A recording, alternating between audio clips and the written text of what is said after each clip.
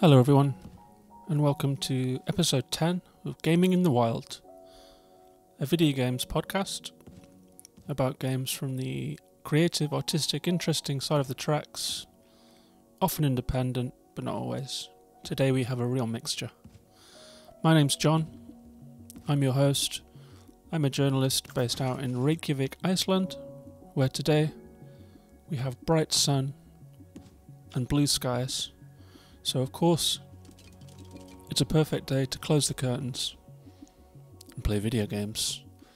I've been playing all kinds of stuff in the last few weeks. It's been a really interesting few weeks. I've played a little bit of Death Stranding, which I've been talking about on Twitter today, if you follow me there. It's a controversial game. Everyone loves to talk about it. Everyone's got opinions about it. I played 3 hours. 22 minutes, so I've got some thoughts on that later on. I also played Manifold Garden on Apple Arcade, which we're listening to the music from now, and some gameplay sounds. That's all I could find. I finished Mutazione. I played it on Epic Game Store, but I noticed that it's also on Apple Arcade, so we can bundle that together with Apple Arcade. I played some Jedi Fallen Order. I just picked it up to try it and was immediately swept off my feet and into this really cool corner of the Star Wars universe. Actually seems better to me than any film of the new generation already. So that first 3 hours was a more interesting Star Wars experience to me than any of the recent films. I also played a little bit of NeoCab. It's a really interesting game on Apple Arcade. So I've been playing all kinds of things. But first of all, I'll start by talking about this wonderful, intelligent puzzle game, Manifold Garden.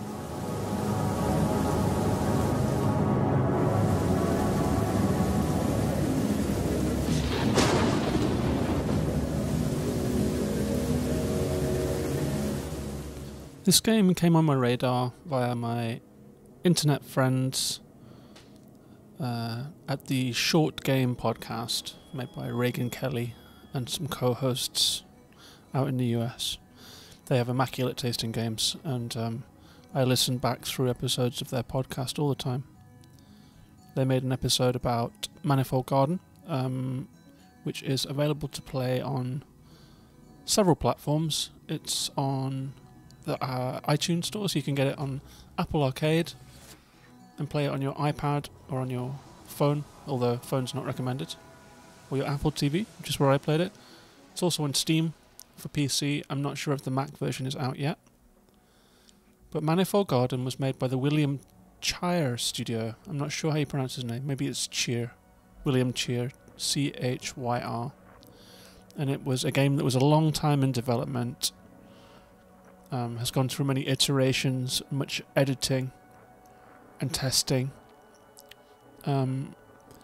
It bears some relationship to games like The Witness and Portal, in that it's a first-person, physics-based puzzle game, ostensibly a puzzle game, although as you go through it you'll notice that it's something of a walking simulator, and I don't use that in a pejorative sense. I'm totally up for a good walking sim. A big part of my enjoyment of games is moving through environments and taking in visuals and sound. So walking sim is not an insult to me. It's also, if it was a walking sim, it would be a pretty weird walk, because the central mechanic of Manifold Garden, as you move through a line-drawn architectural corridors and halls, is that you can flip gravity. So if you walk up to a wall, you hit R2, and that wall becomes the floor, and the world moves around you, a little bit like that ending of Labyrinth, also a little bit like the MC Escher lithograph Relativity, where you go upstairs that never end. And so you move through really arresting series of interconnected corridors, halls, and large spaces, shifting gravity, moving the world around you, taking long drops where you land with a really satisfying thud. You have to do a range of puzzle gamey tasks, such as collecting cubes of different colours, clicking them into switches, which will cause the landscape to change or open up new paths forward for you.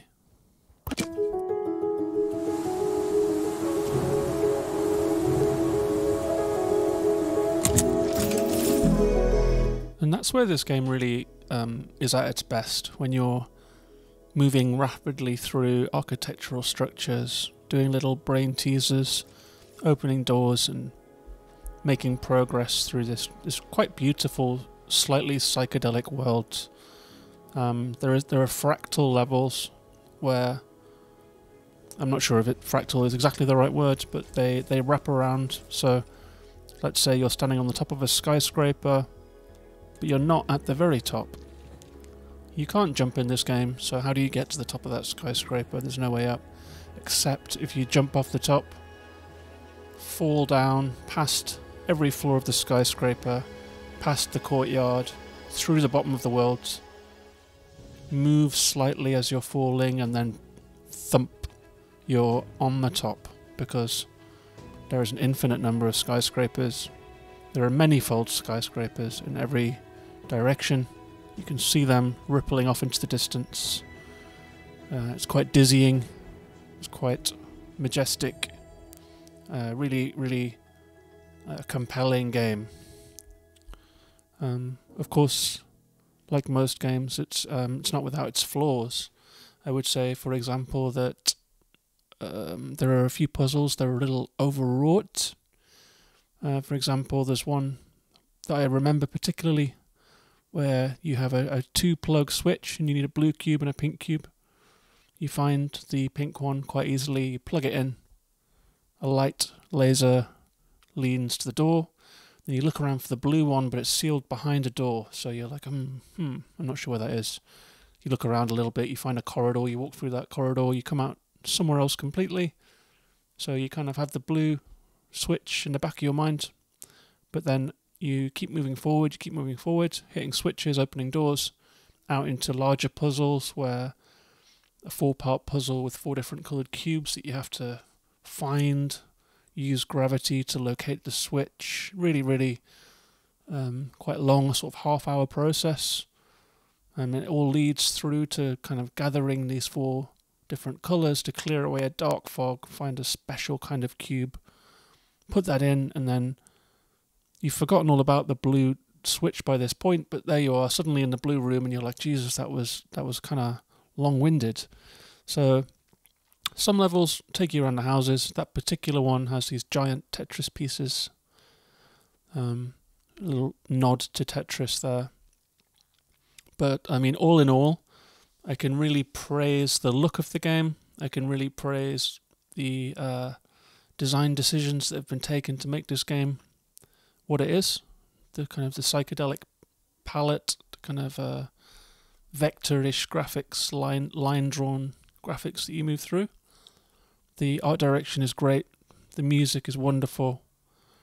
It does clip a little sometimes for me as I'm moving from space to space. It's like there's a nice swelling music that kind of cuts off as you exit a door, something like that. Something about the way that the music is attached to certain spaces isn't always perfect, but we don't demand perfection here at Gaming in the Wild. This is a good game. I'm not quite at the end, but a few people that have played it have spoken of the ending in kind of hushed tones. Reagan from the short game, I was chit-chatting with him about my slight frustrations with the middle part of the game. He said he found the whole thing sublime. I can see why. It's a really interesting game. It looks at infinity, it looks at repetition. It's very interesting all round, very well made. It's on Apple TV, so you can connect your DualShock to Apple TV if you're using that and play it on the big screen. If you have an iPad, you can connect your joypad to that, or you can look it up on Steam. It's coming to PlayStation 4 too. That's Manifold Garden.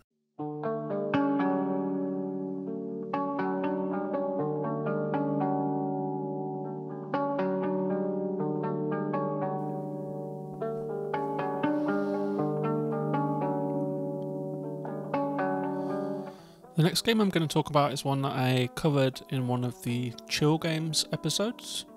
I think they were episodes 4 and 5, just when quarantine and Corona was all kicking off. I decided to do a couple of episodes about games that I found particularly relaxing. One of the first games that I talked about was called Mutazione. It's a game about a girl called Kai, who comes to an island. That's the name of the island, Mutazione. It's Italian for mutation. She arrives at the island. It's kind of a colourful cartoon style to the graphics. Everything's just like a block of colour. Really cool. Kind of jerky, kind of stop motion-y animation. And you arrive at the island, you run around, you talk to a cast of strange mutations, mutant people. Like there's a cat lady, there's like an inexplicable giant green guy. Everyone is kind of interesting cartoon mutant, and they all just live their lives on the island of Mutazione. They have a sort of trade economy where they do things for each other, and money doesn't really exist there. Everyone just gets by. And the island itself is incredibly interesting and colourful. The gist of the game is that your grandpa is very ill. He's a botanist. You arrive, he kind of puts you in touch with a dude at the archive who's kind of a strange sort of old, elderly, sort of animal man with kind of claws and glasses and sharp teeth and a walking stick. And he tells you about plants. You walk around the island of Mutazione, exploring, chatting, listening to beautiful music. You find seeds as you go, and you get several opportunities throughout the game to plant the seeds in different gardens, to play music to make the plants grow. And as you do so, the population of this island starts to blossom and bloom in different ways alongside the gardens that you're planting. It's a very relaxing game. It's kind of ordered by days, so you start in the morning, you get out of bed. There's a little gameplay loop in this game. You go out for the day, you go and visit everyone, talk to everyone, see what they're up to, get different little tidbits of information, possibly like a lead on some seeds that you could plant or where a garden might be. There's different interpersonal relationships going on, different personal histories, all intertwined with Kai's own family story. The whole town of Mutazione is built into a tree, a giant tree, with foliage up at the top and root system down at the bottom. As the game progresses, you'll explore all of it and beyond. Last time I talked about this game, I was really right at the start, so I hadn't experienced the gardens, for example, where you have to organise your own garden and sing the plants to fruition. So I wanted to talk about it again. It's also on Apple Arcade, funnily enough. I didn't even know it was. I played it on Steam, on Mac. I streamed it a couple times on Twitch. Really relaxing game. I like streaming games that have amazing soundtracks. The soundtrack for this game is made by Alessandro Coronas. I found it on Bandcamp. I paid $7 and downloaded the whole thing because it's just wonderful music. There's a couple of kind of garage bandy tracks when the island band plays in a bar, but for the majority of it, it's just this kind of really chilled out kind of beach vibes soundtrack. Perfect soundtrack for exploring Mutazione Island. It really brings the game to life. Really, really enjoyed the soundtrack. It's lovely to stream games like that because you just have this nice ambience in the background as you talk. And I find that really helps the stream to just kind of get a nice atmosphere and ease its way along. So I thoroughly recommend Mutazione. As a brand new user of Apple Arcade, I've been kind of curious as to if it's good value. I know this is a subject that many people are interested in, actually, from the social media responses I get from Apple Arcade games. So let's say that Apple Arcade is $5 a month, £5 a month, and 1 month free. So it's £55 for the year. I've already played Manifold Garden and Mutazione is there, so that's two really, really must-play indie games as far as I'm concerned. That's 55, but you can also get Exit the Gungeon. You can get Neocab, which I've played a little bit of. I've just played sort of half an hour of it, like a really cool visual novel style game based around you being a cab driver in a futuristic city. Super cool. What else is on Apple TV again? There was a bunch of games that I've downloaded. I downloaded about 10 games. Oh, there was also Tangle Tower. So I downloaded maybe 10 games, all to my Apple TV, a couple to my iPhone, so I can play on the go. Your save files migrate across your Apple devices if you're an Apple person. If you're upgraded to Catalina, you can also play them on your Mac. I'm not upgraded to Catalina because I want to stay on the previous OS, because 90% of my Steam library would become inoperable if I upgraded, so can't play on the MacBook, but never mind. So 10, let's say 10 good indie games, 55 quid on Apple devices. Seems like a kind of a good deal. Oh, Sayonara Wild Hearts, that's also there. I mean, that's a must-play game too. So it's a really good deal, I think, to Apple Arcade. I'm really into it. It's really easy to connect the joypad, play it on TV. It kind of transforms the little black Apple TV box into a console. Super cool. So yeah, there we go. That's my review of Mutazione. That's my thoughts on Apple Arcade. Really enjoyable. I'm going to keep using some music from Mutazione throughout the podcast because I just like the vibe. That's Mutazione on Apple Arcade.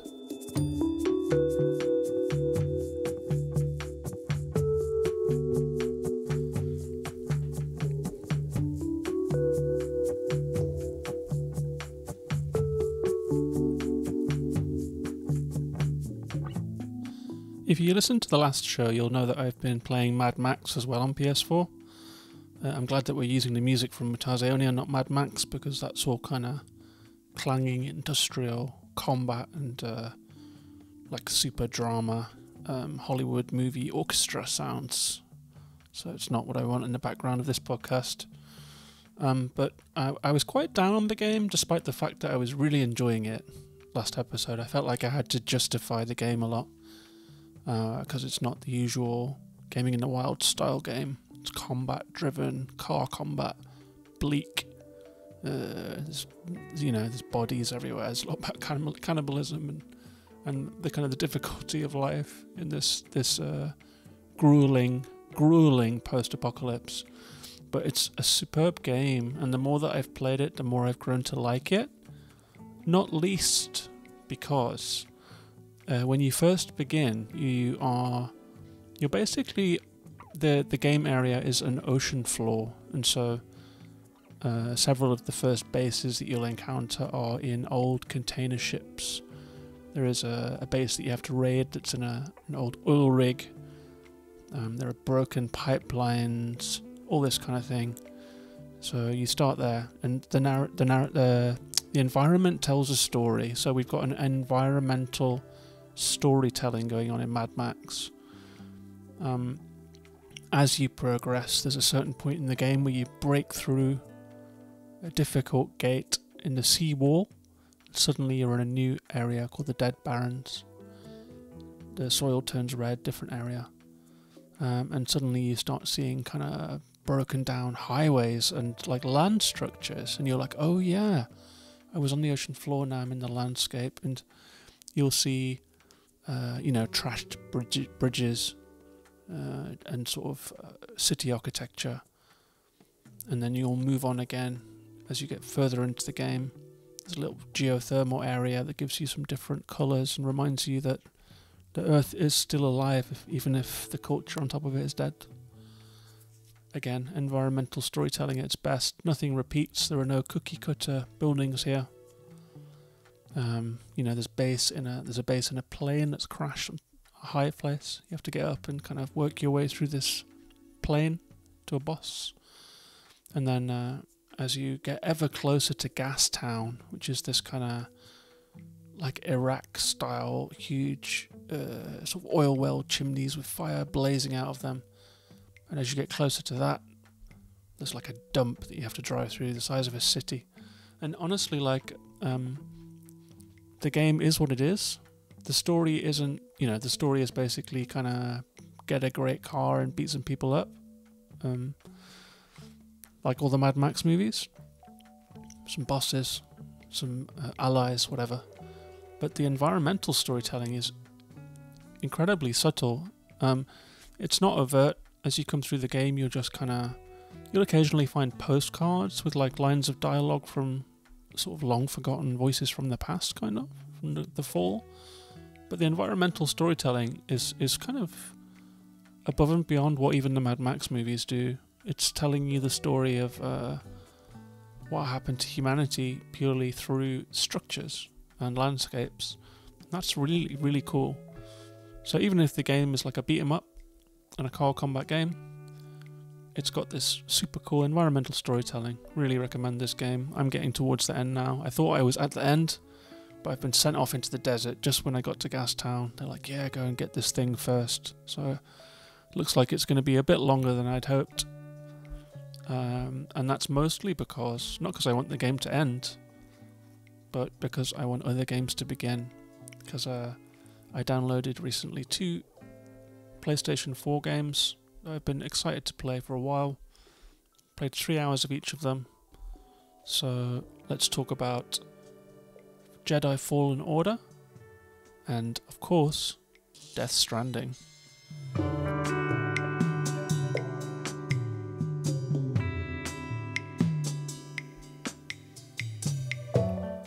First I played of the 2 was Death Stranding. I was downloading them both at the same time. Death Stranding landed first, so I fired it up. This game is a real mixed bag. I've been following all of the response to it for a while without actually playing it, both reviews, because I think I was in the middle of Breath of the Wild when it came out, so I was just kind of seeing it happen without actually playing the game. And I've watched a few Let's Play videos on YouTube.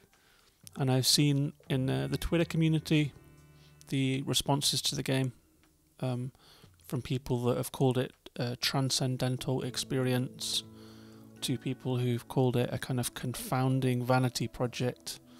And so I've had this whole kind of variety of critical responses around me as I start playing the game. And obviously the Kojima personality cult and all of the stuff, all of this different stuff, his break away from his controlling overlords and all that stuff.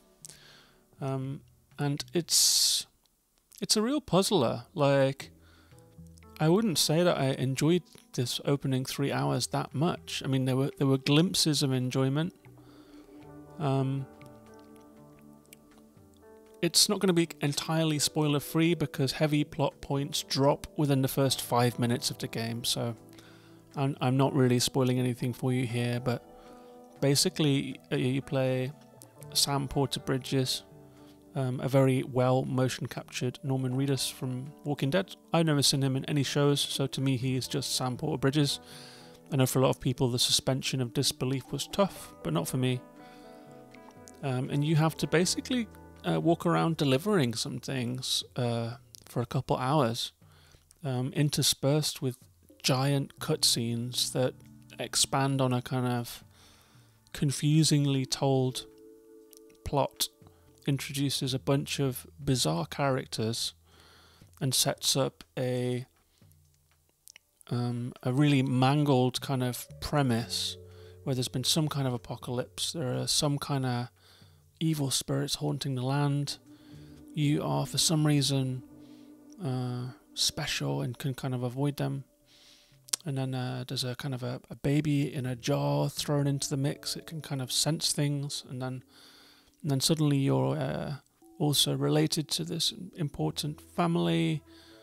And suddenly there's kind of a broken America, different cities re-emerging after this apocalyptic event, the Death Stranding. And suddenly you're tasked with bringing them back to life by carrying out a series of deliveries. Like, what the hell is that as the premise of a game? What is that?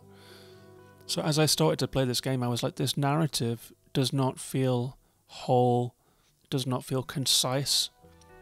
it's all over the place. And one thing that sort of came to me as I was walking through this landscape that's basically Iceland, but is supposedly North America, is I've heard a lot in the media that Shinji Kojima was frustrated by the editorial constraints or the creative constraints that were placed on him on his previous games.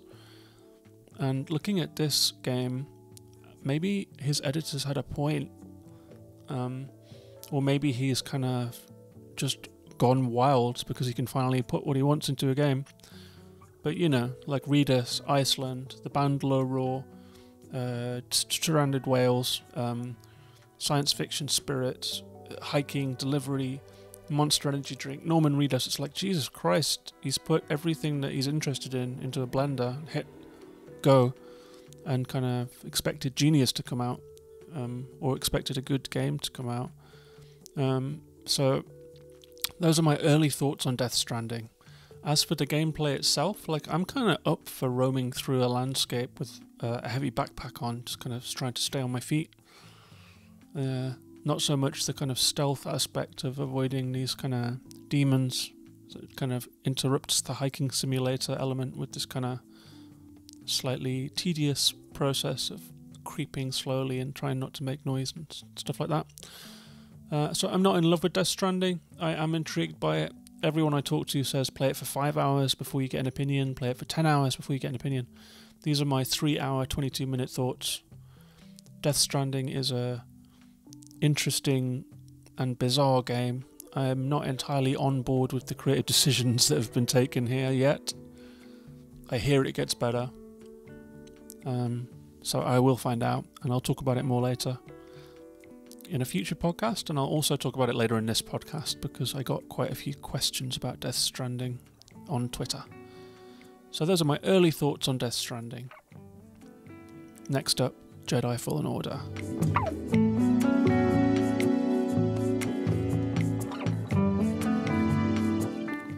It was interesting to play Jedi Fallen Order alongside Death Stranding because, I mean, they're both third-person, slightly open-world-ish games, but they obviously are very different.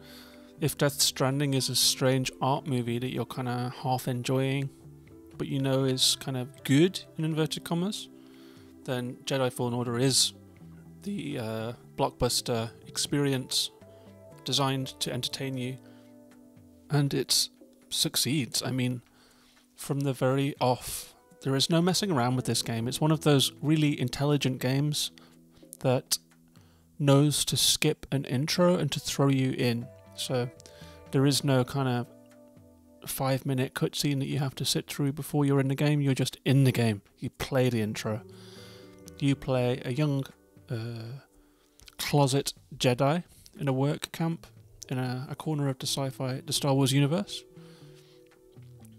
He's working on breaking down ships, so you start in this really cool cinematic kind of ship graveyard. Ships of all kinds being broken down into their component salvageable pieces. And it's kind of an on-rails training level that is actually like a giant chase scene. It's just really, really cool. It swept me off my feet.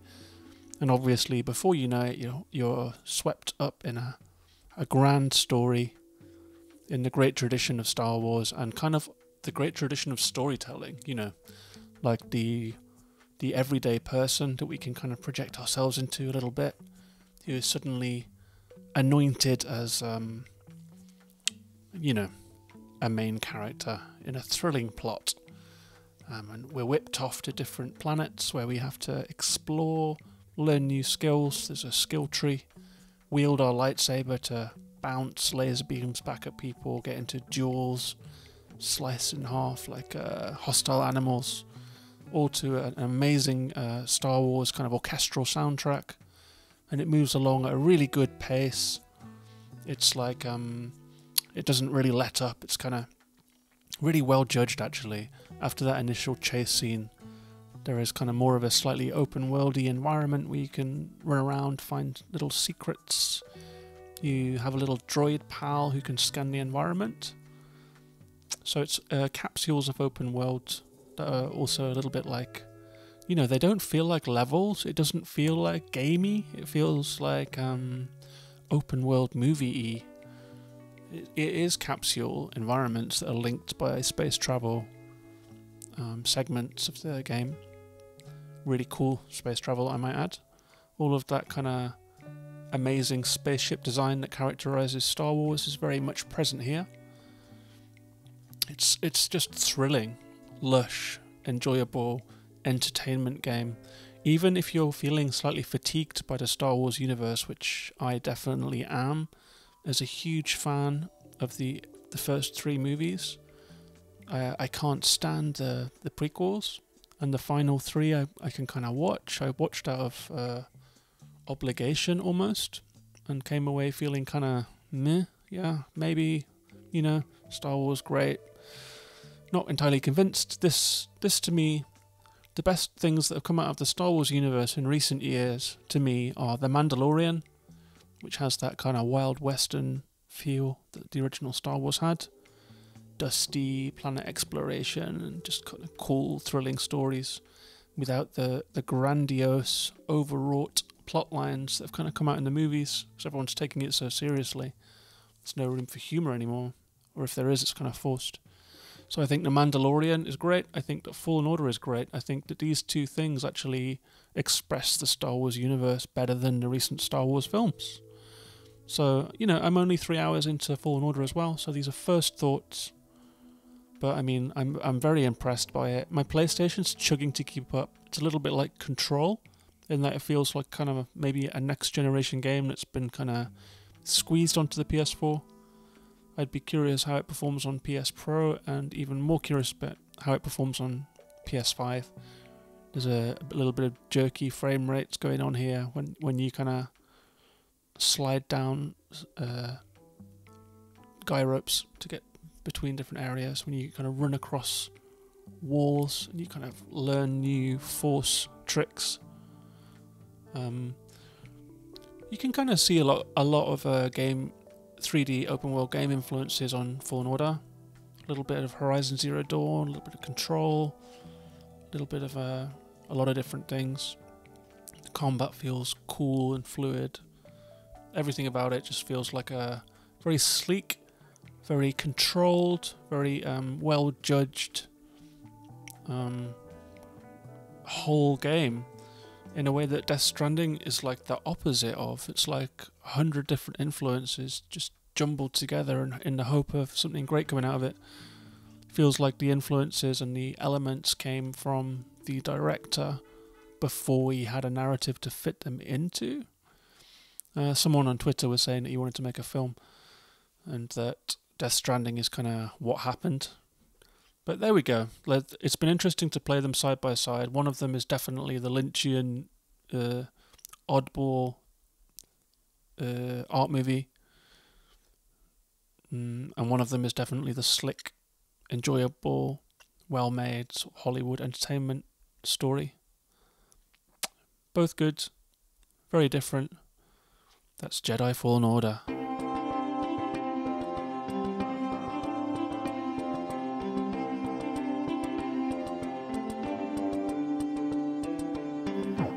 So, as always, it's nice to wrap up with some conversation and some questions that have come to me on Twitter. If you don't follow me on Twitter, I'm at Gaming in the Wild. I'm also on Instagram and Twitch and YouTube as Gaming in the Wild. So I'd love you to come and join the conversation. Tell me what you've been playing, share games, share chats, just share a good time on social media. So I put out a call telling people what games I would be talking about this episode, and they shot back with some comments and questions. So here we go. The first came from at Switch Indie Fix. That's my friend Adam. Switch Indie Fix is a great website for Nintendo Switch. Recommend you look him up and follow him on Twitch and on the site on Twitter. He says, do you think Death Stranding's blemishes get overlooked because it was directed by Kojima? Muzumi, the game, shot back straight away and said 10 million%. If anyone else's name was attached to this, it would be called what it is, a perplexing movie mixed with a walking simulator. I said in reply, That description actually sounds pretty good to me, but I have issues with the execution. I would be up for a perplexing movie mixed with a walking simulator, but I feel like I'm seeing one man's interests shoehorned into a narrative, not a narrative vision assembled from relevant parts. So far, I'm not entirely on board with Kojima's vision for this game. I definitely think that, if his name was attached to Days Gone, for example, I feel like it would have been looked at very differently. He is an auteur, he is a celebrity, and I do think that attaching someone's name like that to a game definitely lifts the expectations, perhaps quells a little bit of the criticism that a game might get, because they're expecting it to be good, expecting it to be interesting, expecting it to be a major release. Definitely shapes the reception. Next up is Colton Goodman, at Colton Goodman on Twitter, and also on Twitch. He's a great Twitch streamer. He says, how much freedom do you have in Death Stranding? Is it a big open world, and what is your favourite thing about it so far? Well, Colton, I've spent the majority of my time watching cutscenes. Honestly, it's a lot of cutscenes. I've only really just emerged into the world. I've had a couple of small deliveries. We have to kind of run up to a facility about 1.5 kilometers. It measures your footsteps and distance, and then you have to find your way down. When you're carrying heavy stuff, your character like reels to the left or reels to the right, or gathers momentum, slips down slopes, struggles up slopes, and so you kind of have to balance him all the time or he falls over, as you might have seen. As for if it's a big open world, I couldn't tell you yet. I think I'm just stepping out of the training level at 3 hours. I'm just actually getting out into the world now. It does look like it's going to be a fairly sizable game area, and a lot of that will be spent traversing the wilderness. I'm moving through valleys with high mountains on either side so far, so it's like controlled by nature, how much freedom I have, but I do feel a sense of fresh air. I do feel a sense of hiking. The landscape is so Iceland. I think it is Iceland. Like some of the opening landscape scenes that you see are places that I recognise down on the south coast. So there is a really nice, my favourite thing so far is this nice sort of hikey feeling vibe that's going on. But unfortunately, if that's what you're going to enjoy, then that's going to be interrupted by horrifying encounters with creatures that want to kill you. So I don't know, I'm still making my mind up about this game. I hope that answers your question. Girl with Box says, I too have questions about Death Stranding. Are you enjoying it so far? I played a couple hours. I found myself a little frustrated with the ratio of cutscenes to gameplay. Same here. I was kind of itching to control the character whilst the endless cutscene of the intro was unfolding. You really do have to strap in for this game. I feel like you have to play the first 3 hours at least in one sitting, and maybe a couple hours more. Maybe you have to complete the first few deliveries to really feel like you're getting into the rhythm of the game. So it's not an easy game to get into. It's not user-friendly, it's not player-friendly. It is what it is. We'll see what it's like as I progress. We have a couple more questions. One from Thane Salander, at Thane Salander on Twitter. He says, is Apple Arcade worth it? I think if you can join up the costs of Mutazione, Sayonara Wild Hearts, Manifold Garden, plus Tangle Tower, Neocab, Cat Quest 2, Overland, Exit the Gungeon, you got a really good deal there. You've got more than your money's worth from paying £55 for the year. It depends. If you're an Apple person, maybe it's more convenient. If you're not, maybe it's less convenient. For me, with the Apple TV and iPhone and an iPad, although my iPad's it's an iPad 2, it's too old to run Apple Arcade. But I've really enjoyed turning my Apple TV into a console. I really think it's worth the money. And I think they're going to just keep adding new games all the time too. So I think there'll be more exclusives and more cool games coming to Apple Arcade. I'm totally into it. The final questions are actually all related to Red Dead Redemption 2. It's a game that I played last week. I did a couple of kind of 1 or 2 hour sessions on it and really enjoyed it. Superb narrative-driven game, well-rendered environment. It's kind of natural landscape interrupted by the train tracks and I was surprised to see some electricity poles. And iron bridges and stuff like that.